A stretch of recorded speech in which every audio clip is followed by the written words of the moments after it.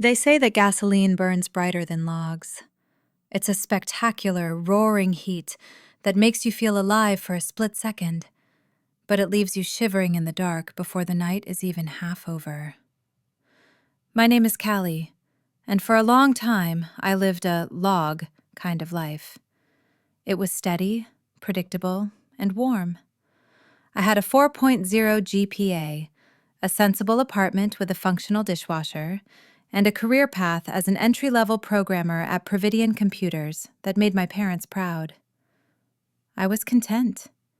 I was safe. Then I met Ethan. Ethan was the gasoline. He didn't just walk into my life. He set it on fire. He told me I was a stiff intern who had finally ripened into something beautiful. He promised me California, high-stakes dreams, and a version of myself that didn't care about logic. I almost threw everything away for him. My job, my family, my future. I almost let him isolate me in a city 5 hours away where I'd have no one but him. Have you ever trusted someone completely, only to realize you never really knew them? Tell me in the comments. I want to know if you've ever been burned by a whirlwind romance. But Ethan forgot one thing about stiff, sensible girls like me. We don't just follow the rules. We understand the architecture behind them. We know how to look at the logs. And once I saw the digital leash he'd tied around my neck, I didn't just blow out the flame. I burned his entire world to the ground. My life before Ethan was a series of well-executed scripts. I liked scripts. In the world of C++ and Python, if you write the code correctly, the output is guaranteed. There are no surprises, no betrayals, and no hidden agendas. I worked on the 4th floor of the Providian building, a space that smelled like ozone and expensive air filtration. My desk was a sanctuary of dual monitors and a single, thriving succulent named Syntax.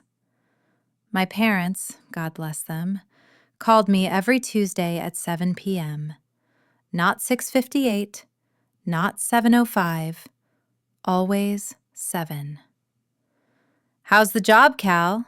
my dad would ask, his voice sounding like home. "It's good, Dad. I'm working on a patch for the HR database. It's steady." "Steady is good," he'd say. "Steady keeps the lights on." And for 24 years, steady was enough. I went to Vivetti's, the dive bar down the street, every Friday with the other junior devs. We'd sit in a corner booth, nursing craft beers and complaining about legacy code. I was the one who calculated the tip to the penny and made sure everyone had an Uber home. I was the sensible one, the stiff one. I saw Ethan for the first time across that sticky mahogany bar. He wasn't a dev. He was in human resources, which at a tech firm usually meant you were the person people avoided. But Ethan was unavoidable. He was leaning back, a glass of something amber in his hand, laughing so loud it cut through the generic indie rock playing on the speakers. He had this messy, dark hair that looked like he'd just rolled out of bed, and a smile that felt like an invitation to something dangerous. I'd seen him around the office when I was an intern, but back then he'd barely looked at me. I was just a girl in a blazer with a lanyard. But that night at Vivetti's, something had changed. Maybe it was the way the neon light hit my hair, or the fact that I was actually laughing at a joke for once. He didn't walk over. He drifted, like he was caught in a current that only he could feel. "You're Callie, right?" he asked. His voice was a low, melodic rasp. He was a music major who had somehow stumbled into HR because of a rom-com, and he spoke like he was constantly auditioning for a lead role.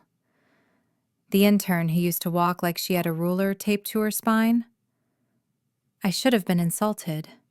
Instead, I felt a flush of heat crawl up my neck. "I'm a junior programmer now, and I don't walk like that." "You do," he grinned, sliding into the seat next to me. But it's cute, like you're holding a secret. Let me buy you a drink, Callie.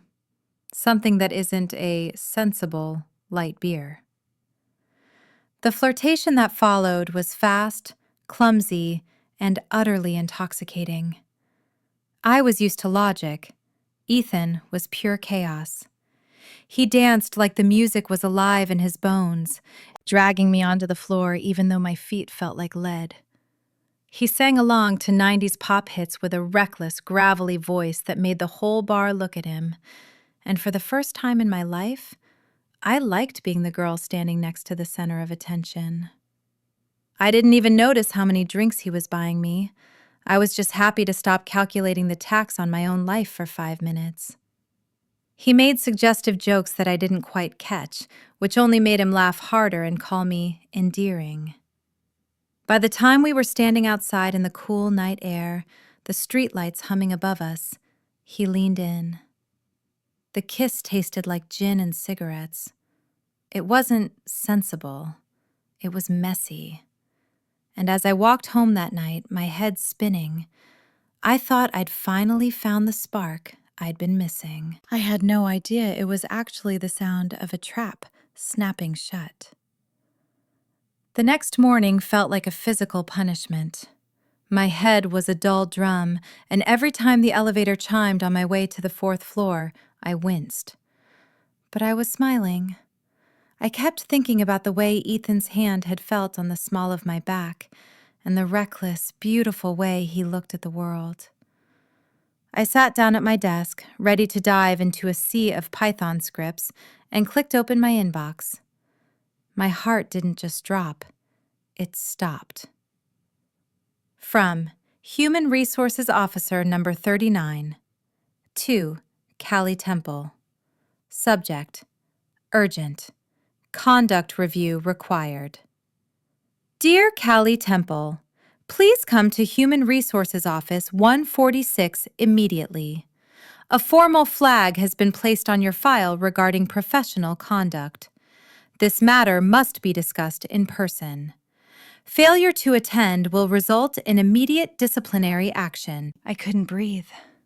The air in the office suddenly felt too thin, too cold. Professional conduct.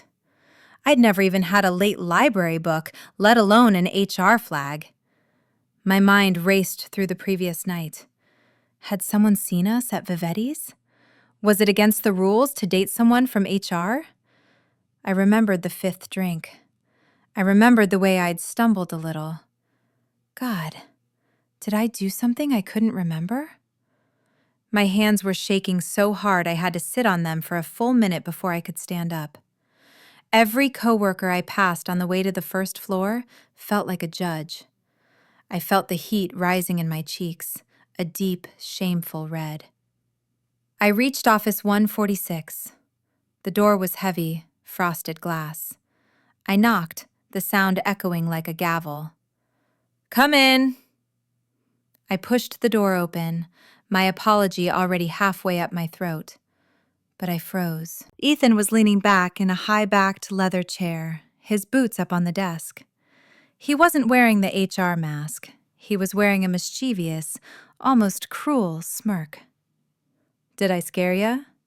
He asked, his eyes gleaming. I did, didn't I? Look at you, Callie. You're white as a sheet. Ethan, I gasped, my hand flying to my chest. The email. Officer 39. I thought I was about to get fired. What happened? What did I do? He burst out laughing, a loud, sharp sound that made the hair on my arms stand up. I couldn't do that, silly. Well, I mean, technically I could. I'm the one who files the conduct reports, remember? I have the keys to the kingdom. He stood up and walked around the desk, poking me playfully in the ribs. I just wanted to see that look on your face. You're so serious all the time, I had to shake you up a bit. But seriously, don't get on my bad side, okay? He said it like a joke. He laughed like it was a joke, but the air in the room didn't feel funny. It felt heavy. I looked at the computer screen on his desk. My employee profile was pulled up. My face, my start date, my salary. He was literally hovering over the delete button of my professional life, just for a laugh. "Well," I said, my voice coming out smaller than I wanted, "if it's just a joke, I better get back to work. I have a deadline." I turned to leave, but Ethan's hand shot out, snatching my wrist. His grip wasn't painful, but it was firm. Absolute. "Wait," he crooned, stepping into my personal space until I could smell the peppermint he used to mask the morning after breath. "What are you doing tonight?" I was just going to stay in, maybe do some gaming." "Change of plans," he said, his arms sliding onto my shoulders, weighing me down. "You're coming to dinner with me. Los Amigos. I'll pay. It's a date, Callie. A real one." My heart gave a confused, erratic kick. On one hand, he had just terrified me. On the other, no one had ever pursued me like this. No one had ever made me feel like I was worth the keys to the kingdom. "Sure," I whispered. "Good girl," he said, patting my shoulder before letting me go. I walked back to my desk, but I didn't code. I stared at the HR Officer number 39 email. I realized then that Ethan didn't just want my heart. He wanted me to know that he owned the ground I stood on. At this point, would you have walked away or kept going? I mean, he literally pranked her with her own career. Let me know in the comments, was this a romantic red flag or just a guy with a dark sense of humor? Dinner at Los Amigos wasn't just a meal. It was an interrogation disguised as a fairy tale. Ethan didn't order from the menu.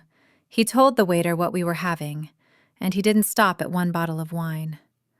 By the time the fourth cork popped, the world felt soft and blurry, like a lens smeared with Vaseline.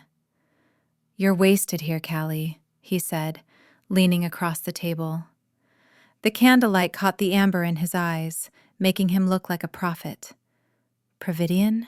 This town? It's a graveyard for talent. You're a genius with a keyboard, and you're spending your life patching HR databases for middle managers who don't know your name?" "It's a good job, Ethan," I murmured, though my voice sounded unconvinced even to me. "It's steady." "Steady is a slow death," he spat, though he smiled immediately after to soften the blow. "I have a vision. California, LA. The air smells like salt and possibility. I'll do my music, real music, not busking for cigarette money, and you'll get a job at a firm that actually deserves you. We'll be free. No parents checking in at 7 p.m., no boring Friday nights at Vivetti's, just us." He showered me with compliments that felt like a warm bath. He told me I was the hidden variable in his life, the one person who could actually keep up with him. He made me feel like I was special, not because I was sensible, but because I was his. When we went back to his place, the gasoline was in full roar. I woke up the next morning in his tangled sheets, watching the sunlight dance on the ceiling, feeling like I'd finally stepped out of a black and white movie into Technicolor. But as the days turned into a week, the colors started to feel artificial. I put in my 2-week notice at Providian. My manager looked heartbroken, but Ethan had already coached me on what to say. "Tell them you found a better opportunity. Don't let them guilt trip you." He even suggested a firm in California, Vanguard Tech. He said he had connections there from his music days. I applied, and to my shock, they reached out for an interview almost immediately. Everything was moving so fast. Too fast. One night, while Ethan was out scouting apartments, though he wouldn't tell me exactly where, I sat in my nearly empty apartment. Most of my things were in boxes. My succulent, Syntax, was already in my car. My phone buzzed. It was a FaceTime call from Ethan. "I miss you so much, baby," he said, his face filling the screen. He looked manic, his eyes darting around. "I found the place. It's perfect. Small, but it's near the beach. I'm putting the deposit down tomorrow." Just then, an alert popped up on my screen. A call from my mom. I'd forgotten. Tonight was supposed to be our last steady Tuesday dinner. A goodbye meal. "Oh, Ethan, it's just my mom. I need to take this and go say goodbye to them properly." The transformation on his face was instant. The charming lead actor mask fell away, revealing something cold and jagged. "No!" he shouted. The speakers on my phone crackled under the strain. "You are not going there, Callie. They'll just talk you out of it. They want you stuck in that boring little life because they're boring little people. You're an adult. You don't need them. You need me." In that moment, the gasoline hit a pocket of ice. I stared at him through the screen. He wasn't looking at me with love. He was looking at me like an asset he was about to lose control of. He looked like a man who had already won a game and was furious that the pieces were trying to move on their own. "You're right," I lied, my voice steady even as my blood began to turn to lead. "I love you, Ethan. I'll see you tomorrow." As soon as the screen went black, I didn't cry. I didn't panic. I went to my laptop. I hadn't officially surrendered my admin-level access at Providian yet. They hadn't offboarded me because I was still finishing up the HR database patch. I logged in. My fingers flew across the keys, the familiar rhythm of the code grounding me. I didn't look at my own files. I looked at his. I navigated to the internal HR logs, the ones only senior staff and database admins like me could see. I searched for my name. There it was, dated the morning after our first date. Ethan hadn't just pranked me with an email. He had filed a formal professional misconduct flag on my permanent record, citing unstable behavior and technical negligence. And then I saw the outgoing emails from his corporate account. He had reached out to the hiring manager at Vanguard Tech in California. "Just a heads up from one professional to another. Callie Temple is talented, but she's currently under investigation for data theft. She's looking to move fast to avoid the fallout. Take that for what you will." He wasn't trying to help me get a job. He was sabotaging my career so that when I got to California, I would be unemployed, broke, and entirely dependent on him. He was burning my bridges while I was still standing on them. All right, if you've made it this far, you know what's coming. Hit that like button if your team She Deserves Her Revenge. Now, let me tell you what I did next. The screen's glow was the only light in my apartment.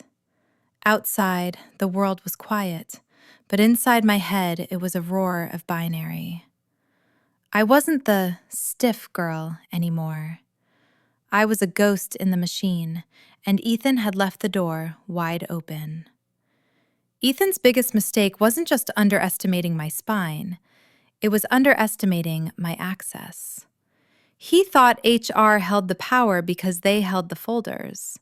He forgot that programmers build the cabinets.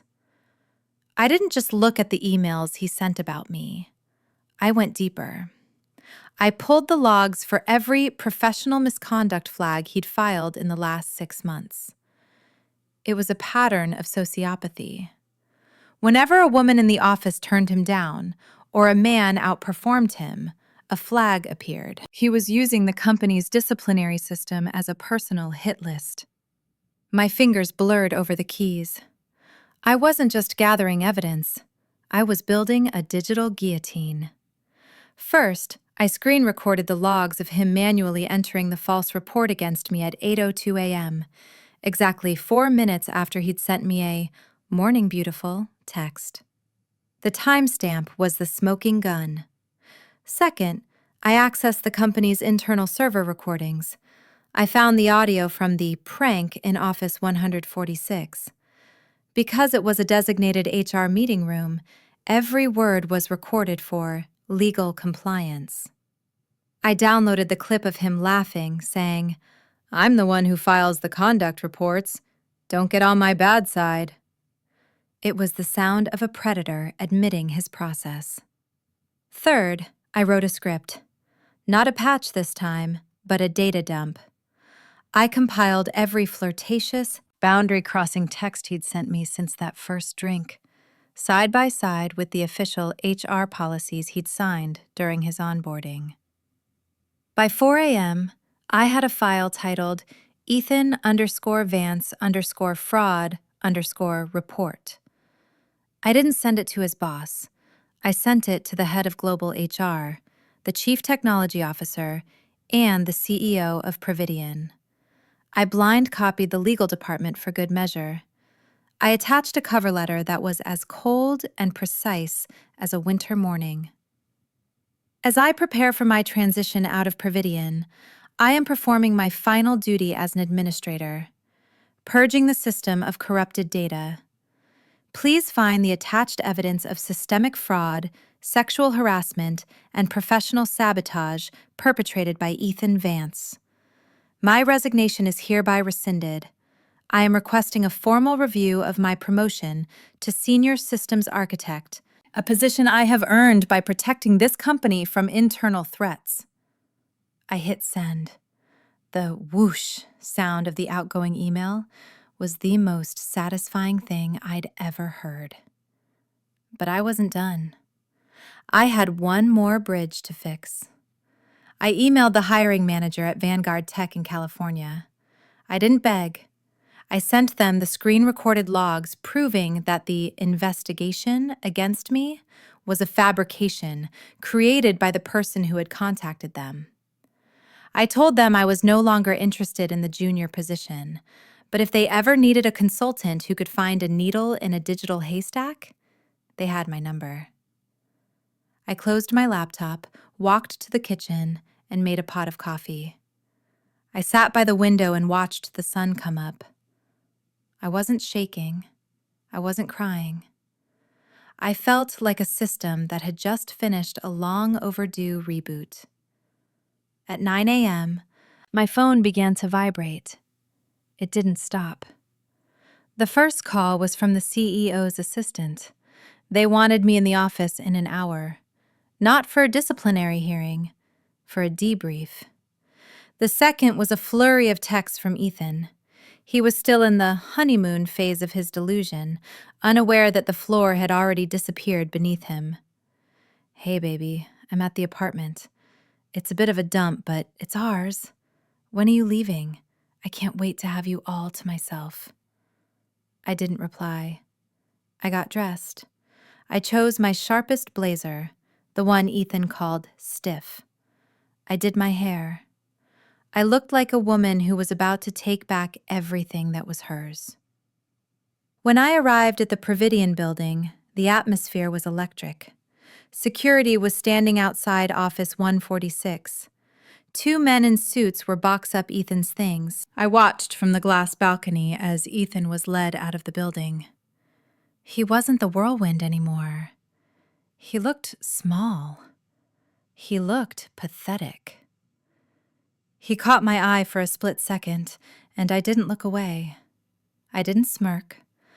I just watched him like he was a bug being cleared from a screen. I walked into the CEO's office. 10 minutes later, I walked out with a 30% raise, a new title, and the authority to overhaul the HR reporting software to ensure no Officer Number 39 could ever weaponize the system again. I went home and spent the afternoon with my parents. We had the dinner we'd planned. My mom made her signature pot roast, and my dad talked about his garden. "I'm glad you're staying, Cal," he said, handing me a glass of wine. "... 'California' seemed... fast. You're a log person, remember? You like things steady. I do, Dad, I said, smiling as I looked at my phone. But even logs can start a fire if you know how to build the hearth. My phone buzzed on the table. It was the final gasp of a dying flame. Ethan. Hey, Callie, this isn't working. You're too different. I don't want someone tying me down. I'm staying in LA. Don't bother coming. Hope you understand. He was trying to dump me before I could tell him he was ruined. He was trying to keep his pride. He didn't know yet that the police were already knocking on his new beach apartment door to retrieve the company laptop he'd illegally taken, the one I'd used the GPS tracker on to give the authorities his exact location. I picked up the phone. My thumb hovered over the keyboard. Have you ever had that perfect mic drop moment? That one sentence that ends the game forever. Drop a win in the comments if you've ever had the last word. I took a slow sip of my wine, feeling the cool weight of the glass in my hand. Then I typed the final lines of the script. Me. I do understand, Ethan. I also understand that corporate security and the local authorities are currently outside that dump in LA. I tracked the company laptop you stole. I sent them the logs of your fraud, your harassment, and the evidence that you used Providian's IP to sabotage me. I'm staying here. I kept my job, got a massive promotion, and I'm currently being toasted by people who actually value me. Enjoy California. I hear the streets are lonely when you have no references and a felony warrant. I didn't wait for a typing bubble. I blocked him. I blocked his number, his socials, and his existence from my digital world. That was 6 months ago. Today, my life is still steady, but it's a different kind of steady. It's the steadiness of a mountain, not a script. I'm the senior systems architect now. I built a new HR protocol, one that uses a decentralized verification system so no single whirlwind can ever manipulate a person's career for sport again. I see the gasoline lovers sometimes at Vivetti's. I see the girls looking at the charming, chaotic men with stars in their eyes. And sometimes I want to warn them. I want to tell them that the brightest flame is often the one meant to blind you. But then I remember, I'm not the stiff girl who needs a warning anymore. I'm the woman who owns the logs. I look at my life now, my thriving career, my restored relationship with my parents, and the quiet, powerful peace of my own apartment. I didn't just move on. I won. And honestly, the view from the top is much better when you're the one who built the ladder. So that's my story. Do you think I went too far by involving the police? Or was it exactly what he deserved? Drop your thoughts below. And if you want more stories about women who refuse to be a pawn in someone else's game, hit that subscribe button.